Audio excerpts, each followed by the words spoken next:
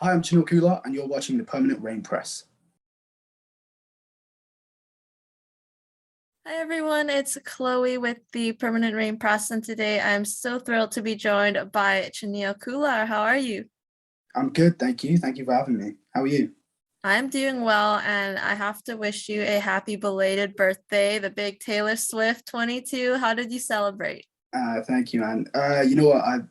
I had a little party, man. Threw a little party at this house that I hired, and it was great. It was great, man. The weather and everything turned out blessed. It was a good time. It's kind of nice to take your mind off everything, I'm sure. Have a nice little celebration with some close friends and just, you're getting older. We can't be having pandemic birthdays forever, hopefully. I know, man. You got to start living life at some point. You know what I mean? So it was good. I think rules have been eased here for a little while now, so it's nice to kind of get back out and be doing things again with your mates. You know what I mean? So I wanted to start off with asking you about your background in the arts. Do you remember that initial spark that got you passionate about performing and wanting to pursue it as a career? You know what? I don't really remember like a kind of like an event or anything that kind of triggered it. I think I've always kind of loved performing, whether it was like me playing around with like my action figures or like making homemade movies with my cousins and stuff.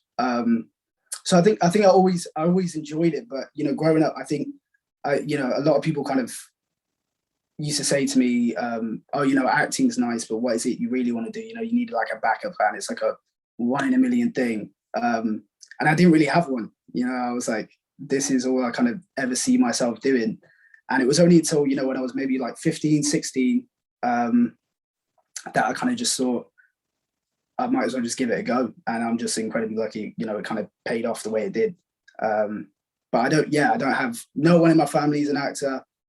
I come from like Indian background, all respectable like accountants and stuff. So I was a little bit of a black sheep in that sense. But it worked out nicely. Yeah, a bit of a divergent, but I think what you mentioned is special because you can't pinpoint certain or a specific moment, but it's all the things that built up to it, right? Like you mentioned the action figures, making movies, and your family's been super supportive. Yeah. Uh, what they kind of. I mean, I wasn't able to go to like drama school or like a kind of performing arts school growing up. And as much as I, looking back as a kid, I probably wanted to start like as soon as I could and, get an agent or join like a theatre company or something like that.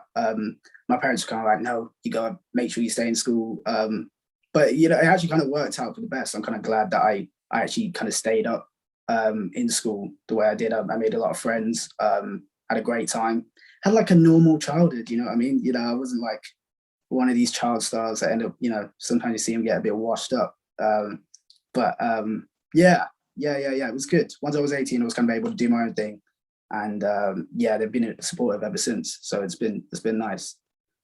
Talking about doing your own thing, you are fantastic in sex education as Anwar. He's a member of the Untouchables.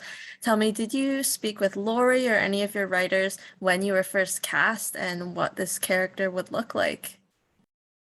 I don't remember too much discussion. Probably just because he's like, he's like a supporting role. I mean, he's like, and he's been kind of less prominent as like characters like Otis or Maeve in like the past few seasons that we've seen.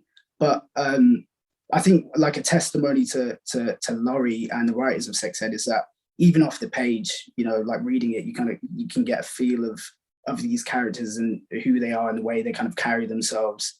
But I think once I was cast, like the discussions we did have were kind of like just touching on, his kind of like his fierceness and his snappiness. But in terms of like drawing inspiration, I think the Untouchables, like as a group, they're kind of like that kind of classic mean trope that you see in like loads of high school films. You know what I mean? So in terms of like getting a kind of feel and vibes, there's stuff like Mean Girls or Harlots as well was recommended to me by one of our season one directors, Kate Herron. Shout out Kate. So yeah, there's tons of stuff to kind of get a feel and kind of vibe for how they are, because it's like it's a bit yeah, it's just they're just like a classic annoying popular group, you know what I mean? Yeah. Is Anwar the Gretchen of Mean Girls? The Gretchen, I think so. I think so, probably. Yeah. Yeah. Because Regina George, that's Ruby, and then Yeah, 100%. Yeah, yeah, yeah. Karen would be Olivia, I'm thinking, with the whole bubblegum and yeah, Yeah, probably yeah, the yeah. Gretchen. Yeah, definitely, definitely.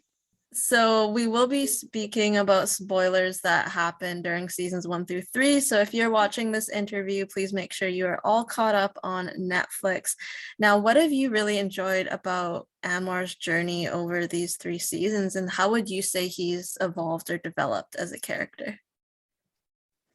Um, you know what, I think what's been nice is we've kind of seen like sprinkles and like hints of kind of like emotion, empathy, bit of vulnerability as well from him, which is always nice, you know, to know your character's got a little bit of depth rather than like some sociopath with these punchy one-liners, which don't get me wrong, are always enjoyable to play. But like I think what I've kind of enjoyed the most um is that kind of added depth. Is always kind of nice to portray and show like a human side to Anwar. And I think, you know, as slow as it's been, as slow as it is, and like, you know, slowly chipping away at it. I think he's getting there, and I think that's how he's evolving. It's nice to see. Yeah, I love that you mentioned slowly chipping away because as viewers, that's what we get. You know, he accepted Eric's apology. He has it in him to give a proper compliment, and it's not just like all those punchy one-liners. Filming with Mimi and Simone and Amy earlier on, how much fun were those scenes outside the school and in the Mordale hallways? It was great, man. We're always goofing around off camera. I think what's really nice is we all get along so well as a cast that, you know, a lot of the kind of chemistry that you see on screen between people is very much like a real thing. And I think that's, you know, it's partly what makes the show so captivating, like, because, you know, it kind of adds to that kind of realness of these relationships between these people.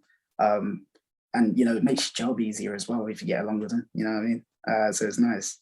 I didn't know whether to laugh or sympathize with when Anwar drops his library books in Amy's hands and tells her that there's a late fee on them because they took advantage of her. So I was kind of glad that she did go off and her and Maeve have kind of become their own duo now. And then there's the Untouchables. But you also had some great back and forth with Shooty as Eric, more so in the first 2 seasons between the retorts and the compliments. So how much fun was that to play off one another? Yeah, yeah, that was great as well. I mean, Shooty's, you know, such an amazing character, man. I think he just embodies Eric so well that you know, whenever you get to do a scene with an actor like that, it's always a pleasure. And I think, you know, like you said, the kind of the dynamic that they have as characters are so different that it's nice to kind of bounce off each other the way they did in the first 2 seasons.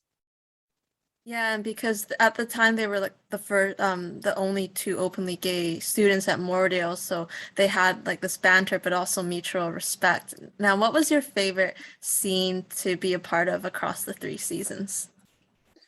Oh, across the 3 seasons. Oh, well, you know what? I think even as like a from a viewer's thing, Mr. Hendricks just cracks me up, man. Like all his scenes in general are just in like a tier of their own. And like I think the funniest scene I think I've ever been a part of is, and you know, I think I'm probably speaking on a lot of people when I say this, that coach scene in episode 4 where he loses his shit, man. And you know, it was so hard to keep that together, but he's such a great actor, man. And he just cracks me up at every little moment he does. But I think to I think I'd probably say where it seems where Anwar's had more of a role. I think that scene where Otis is teaching me how to douche and he's like throwing up in the cup in front of my face. That was fun. And there was also a scene. I don't think it made the cut actually, but it was from the fair in season 2, and basically it was Anwar and Ruby just being evil and just driving around these bumper cars, smashing into people. So we got to like just drive around these bumper cars for like 15, 20 minutes, just having the time of our lives, man. So I think to actually do something, that was probably my favorite thing. But you know, not everything always makes a cut. But I did it. It was fun.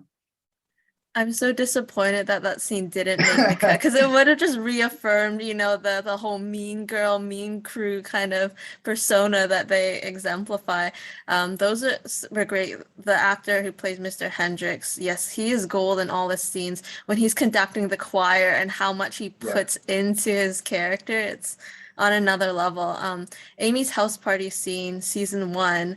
It's yeah. gone all ancient Rome. Do you have fond memories of that one? Because having that scene happen so early on in the series, it kind of set the tone and precedent for some of the scenes to come. Yeah, definitely, man. I think that was actually the first thing we ever shot on the show.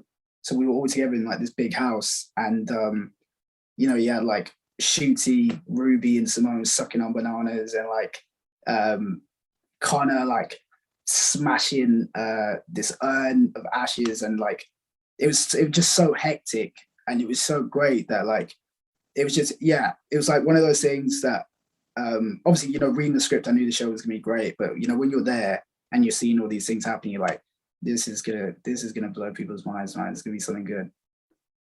Another one of my favorites in season three, not much dialogue, but it's when Anwar and Olivia comfort Ruby after her split with Otis, because for all the issues they've had, they really are a solid trio. So how nice is it to work with those two? Have you gotten really close over the 3 seasons?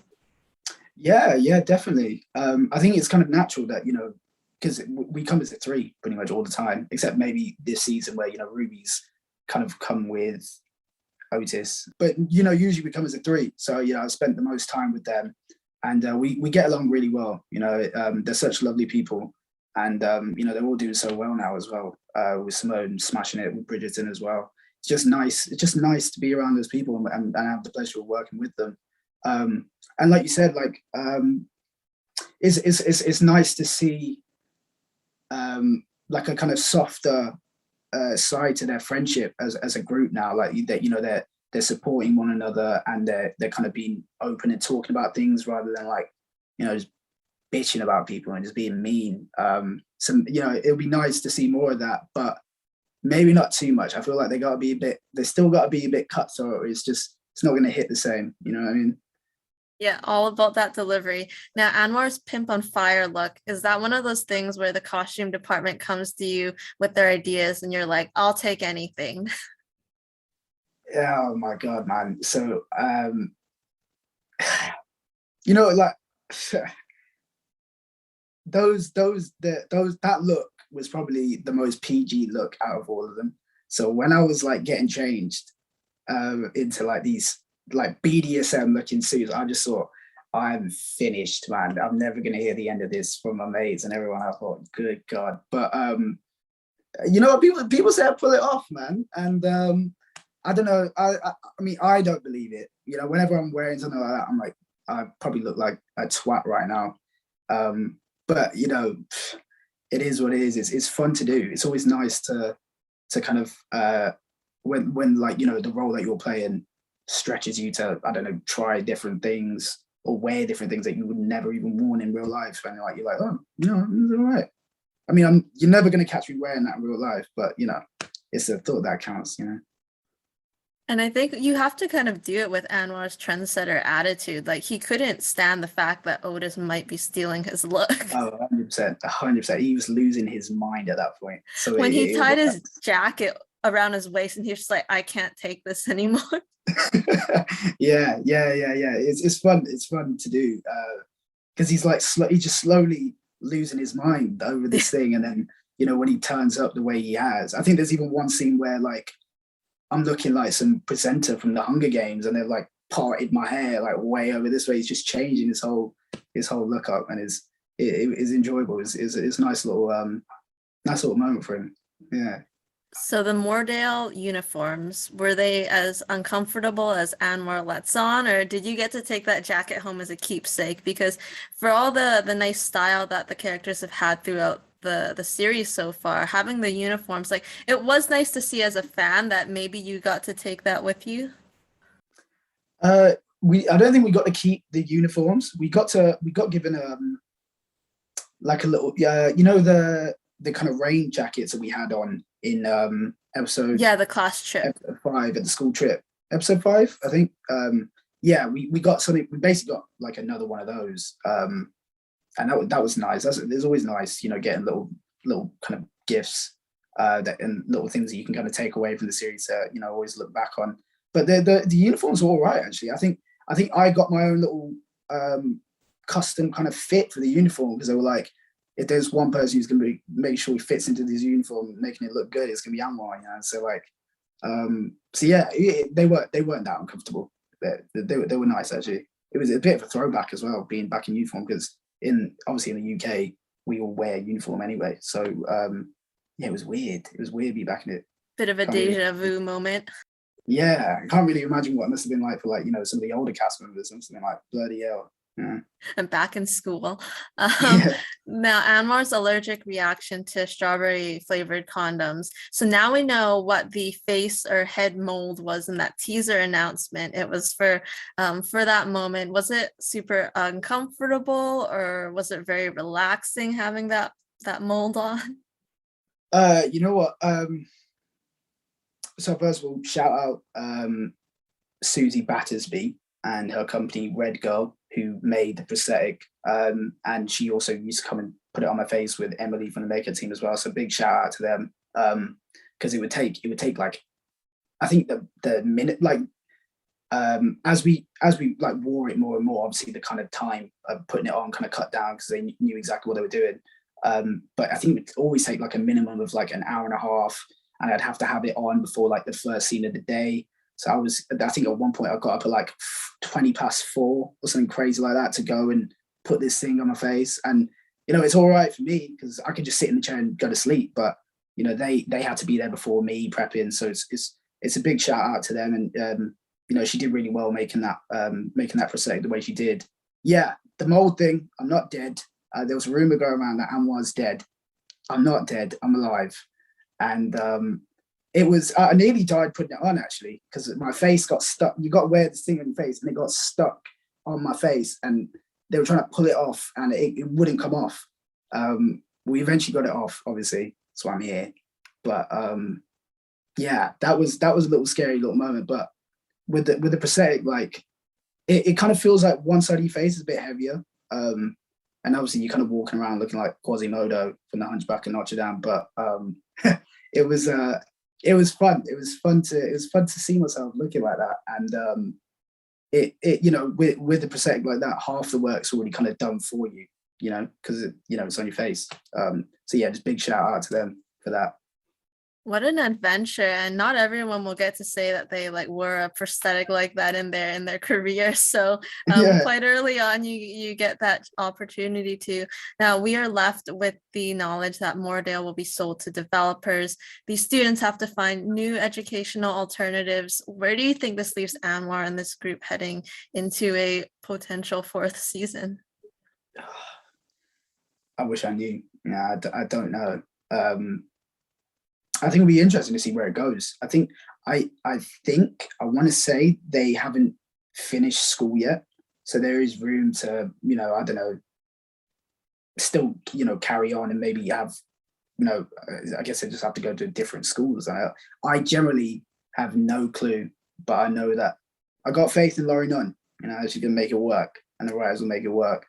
So I generally don't know, and I think it's that kind of ambiguity that kind of leaves you like wanting the next thing. You know, you're like, where's this going to go? So I personally don't have a clue, but I think, you know, I don't think we're done yet. I like to think we're not done yet. But I'm really excited to see what happens, because I was so heartbroken to hear that Mordale would be shutting its doors. I think a lot of these students are heading into like their final term or senior year. So I guess we'll see, and hopefully where their careers take them. Watch season 3 to make sure they get a season 4. I need another job, so please watch season 3. Please. I wanted to talk about the role of an intimacy coordinator on set and how vital it's been a part of this production and for cast members like yourself. So could you give some insight into that? So obviously I can only speak from like my perspective. I'm sure, like, you know, if you spoke to them, they'll give like a proper in-depth kind of analysis. But from my perspective, what an intimacy coordinator does is coordinate step by step any form of like intimate scenes that are going on in a production, and whilst doing that, they give like the utmost priority and power to the performers in that scene. So no matter what the director says or anyone else says, if an actor doesn't want to do something, it's just not going to happen. You need to find a way around it. And I think it's just really important because it kind of just ensures the safety of everyone there. You know what I mean? Like beforehand, you know, when you know, intimacy coordination wasn't even a thing, which is pretty crazy because, you know, in any other form of productions like that are choreographed, like, you know, a dancing or like a fighting scene, you know, they work on it step by step and they'll practice it and everyone knows exactly what they're doing. But, you know, with intimacy, there was never that. So, you know, you potentially have some people coming away from those scenes feeling like, you know, vulnerable, or that they've potentially been like coerced into doing something they didn't want to necessarily do. And obviously those scenes can be like, you know, they can be detrimental to your mental health and your overall well-being. So I think you know, they're hugely vital for the industry, and I think they're becoming a lot more industry standard now and a lot more common. So it's really great that they're getting the recognition they deserve. And I'm happy that the show from season 1 implemented an intimacy coordinator. And you know, I think I speak on behalf of probably everyone when I say that I can't even imagine to have done my scene without one. So yeah, they're just hugely important, and I'm glad that they're being used now as an industry standard, as they should have always been, really. I think what you said is so well put, and it's so important to have a safe space mentally and physically on set.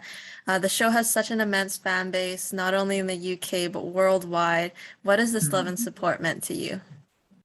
Oh, it's amazing, man. You know, I think it is really special to be a part of a show like this, especially early on in my career as well, like to be a part of a show that's connected with people of all different backgrounds worldwide. And I think it's a testament again to like everyone involved in the show at every level that's, you know, makes a finished product, you know, how it is. And I think one thing that the show does really well is it it shows sex in a very real and kind of unglamorized way, whilst being educational but also entertaining. And you know, it's not, I don't think it's like too much in your face. Like there's a lot of room for, there has been a lot of room, sorry, for like character development, exploring themes and issues outside of just sex, you know. So I think I can't really think of a show that's done it the way Sex Education has, and I think that's probably why it's appealed to so many people. And I think with those themes and issues as well, you know, it doesn't discriminate either. It covers like everyone from, you know, no matter your sexuality, everything covers like a spectrum of things as well, which is great.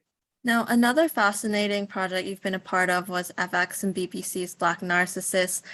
Tell me what it was like working on that one and learning from industry veterans like Gemma Arterton and Kulvinder Gier.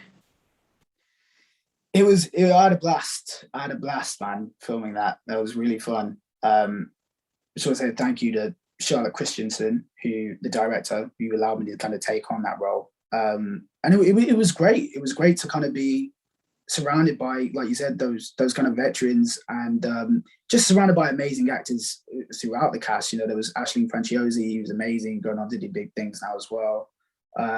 Alessandro Nivola, Karen Bryson as well, like just tons of people. And I think, you know, for me, the best way that I kind of learn and kind of improve as an actor, you know, you're always constantly growing and stuff. But for me, one of the best ways to learn is just by, you know, watching other people and see the way they kind of act in a scene and carry themselves in a scene. And I think what was really nice that I kind of learned from them was kind of seeing the way in which they kind of navigated their character and their characters' like respective arc. Because, you know, one day you could be filming I don't know, a scene from episode 2, and then half an hour later you're filming the first scene of the show, you know what I mean? And to actually go back and kind of channel exactly where your character is, all the things, all the moments beforehand that kind of led up to it, and like basically just keep it so consistent and coherent is not an easy thing, because filming for Black Narcissus was quite generous for me in the sense that it was almost basically in chronological order, so I didn't have to worry about that. But and you know, I haven't really had to worry about that too much anyway, in my acting career so far. But to see how they approached it is basically just invaluable for me, really. And I think to play that role was so different to Anwar as well, which is something that I really enjoy, because it's as an actor, you know, you want to play like ideally, I like to think anyway, you want to play like a wide variety of roles, and who Dilip was as a character and his journey so different to Anwar, like just allowed me to do that, which is nice. And our signature final question for you: if you could be any ice cream flavor, which would you be and why? Any ice cream flavor? Shit. You know what? It's gonna sound basic as hell, but chocolate, man. I would be chocolate. I think I think it's I mean, chocolate's like, isn't it like scientifically proven to make you feel happier, and you know, it tastes good. Vanilla's really good as well, but you know, vanilla's just a bit, and it is a bit basic, I guess. Chocolate, you know, it's not like mint or something really out there, but I don't know, chocolate, man. I love chocolate, so I'd be chocolate. Awesome. I love that. Such a classic answer. Thank you so much, Chaneil, for taking the time to chat. Really appreciate it. No worries. Thank you for having me, Chloe. Cheers. Make sure to catch Chaneil in season 3 of Sex Education. It is out now on Netflix, and we will see you next time. Bye.